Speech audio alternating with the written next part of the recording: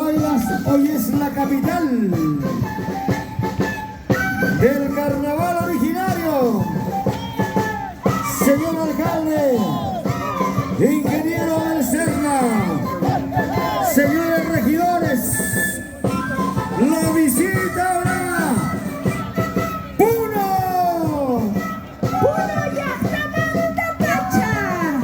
Aymaras, quechuas, Juñuñas, Sumaqlla, Calpancharicusun, Llaqtamasipuna. El hermoso lago Titicaca, Puno Llaqtamanta Pacha.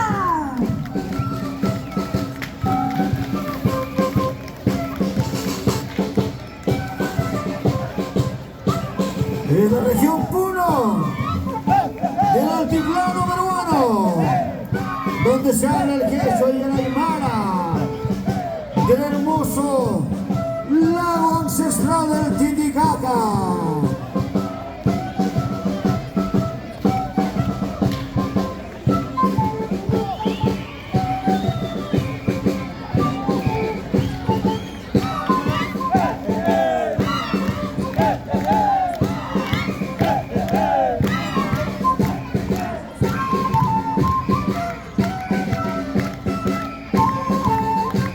¡Qué bonito!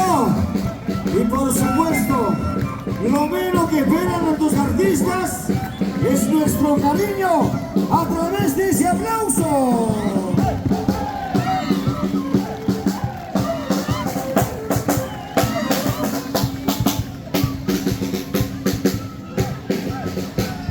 Ahí están los pequeños gigantes.